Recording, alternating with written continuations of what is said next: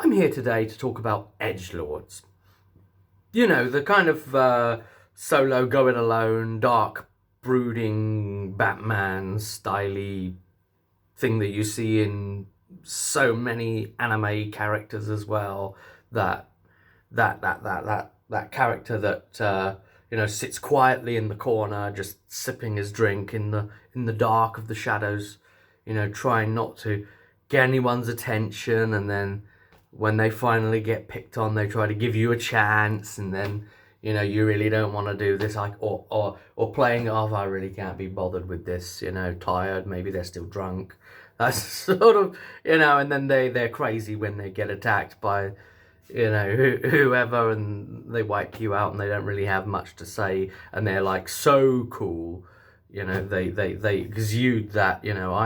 I'm so cool, I don't even need to try.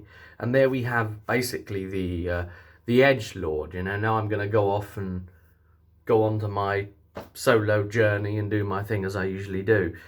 It's funny, isn't it, that society has basically been bombarded with these things through our entertainment for so many years that we are now able to, identify it, put it in a little box and say, oh, that's an edgelord. We're actually able to name it now.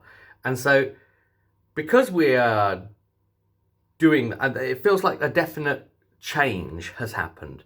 It feels like something that would have been considered pretty cool at one point is now potentially mockable. You could have maybe brought one to the table, played one as a character. They might not necessarily have been that fun to continue to keep up playing, but I mean, that's the first thing. Has anyone actually ever enjoyed a campaign with an edgelord type character? I don't know how you'd sustain the fun of that actually being a player. I can imagine you probably wouldn't. Now, in the Curse of Strahd campaign, where we have Barovia, a village that is completely overtaken by the will and darkness of a vampire, then you're going to have all of these broken, diminished people. And I put basically a werewolf type character in there as an NPC in the tavern, and he's very, very edgelord and very sort of Snake Plissken as well in the Escape From films.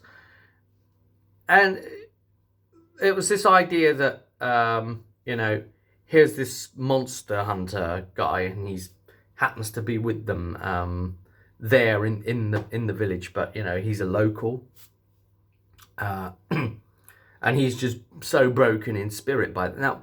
That I suppose you can kind of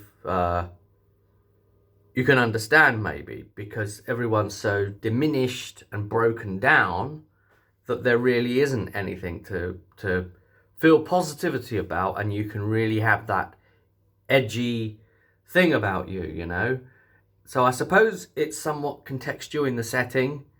Realistically, I suppose you'd say, can that character justify being that way all the time? Is there enough to be able to say you're not just trying to look cool? You're not just being a poser. And I suppose that's the thing, isn't it? I suppose people have a suspicion about an edgelord, don't they? That's a poser, aside from, rather than someone with some sort of either depressive state or some kind of psychopathic dissociative disorder kind of thing going on, where they're walking through life and they are seeing things genuinely in of themselves as different to how everyone else is seeing them, and it's more like a mental illness, like it's being created by some ill part of them that they're not enjoying. That is a sickness to them now. So I suppose that in real terms would be your actual edgelord. Here's the thing, actually. I know some edgelords in real life who have that as a personality, and it's due to either some sort of sociological kind of and psychological mix sort of reason, depressive state or mental illness type of thing, but never had the look that goes with it kind of thing. So they're pretty edgelordy, but they don't then look like they could star in an anime.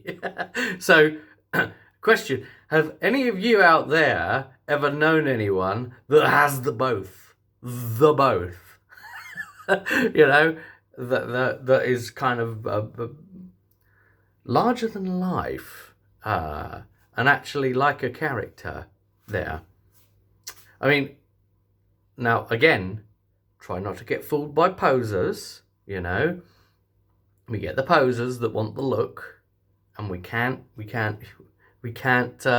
have to try and examine beyond that, don't we? To see that, well, if he's in a car crash and, his buddies are all wiped out, is he going to be, oh my God, because is he going to, like, break character and suddenly, like, revert to human form? Or is he going to be like, if they die, they die.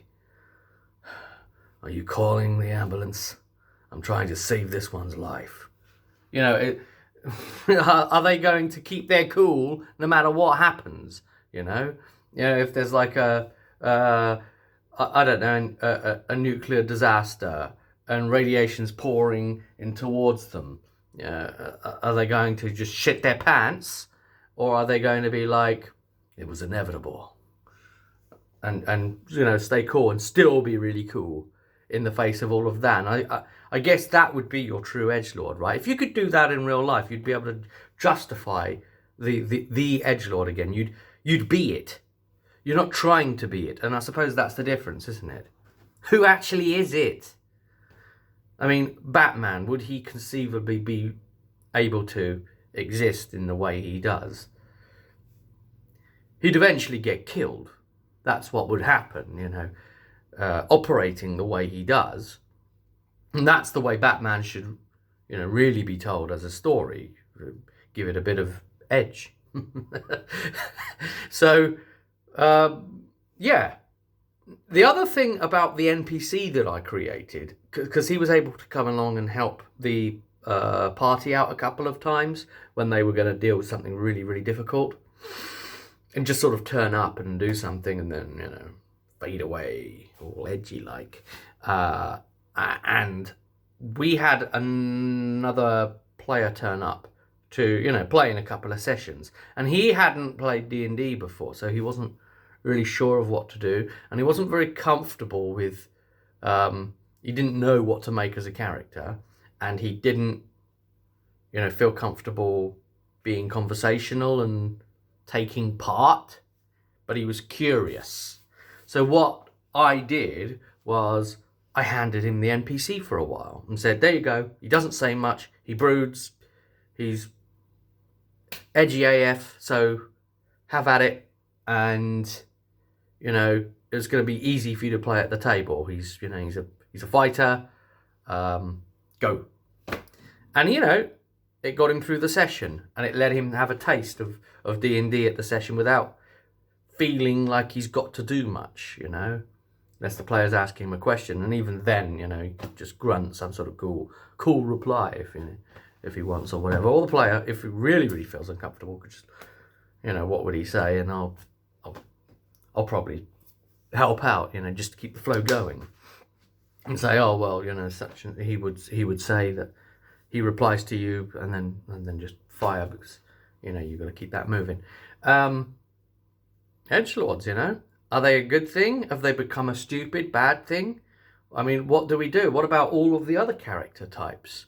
I think anime is responsible for a lot of this, a lot of the stupidity. They really push the boundaries, don't they? And you get the animes, where characters are staring at each other without even fighting yet, and they do that for maybe 3 episodes. And basically, 3 episodes about them just having a face-off. And I don't know. I mean, it's more meme worthy in of itself, you know, anime characters. Yeah, it's obviously really, really popular as well with it. But I don't know. I'm more drawn to the gritty realism. I'm more drawn to something that would be like, you know, how would that work? What kind of psychosis is this fictional character suffering from? And then as a storyteller, I'd want to tell the stories of the ins and outs of that psychosis and show the symptoms of that psychosis and such. So at such time that I end up doing superhero stuff, then I would give it more of that realism, more of that sort of super that you know in the film that we had there, the psychological ramifications and actual darkness and actual edginess of the dark. And you know, to finish the video there, I would say that if anyone out there is in a position to be able to joke about edgelordiness, then count yourself lucky that you're not actually suffering from the real problems that would push you towards being more edgelordy. You still walk in the light. And how the hell do you create an original character these days? That's the other thing, isn't it? And until next time, I will see you at the table.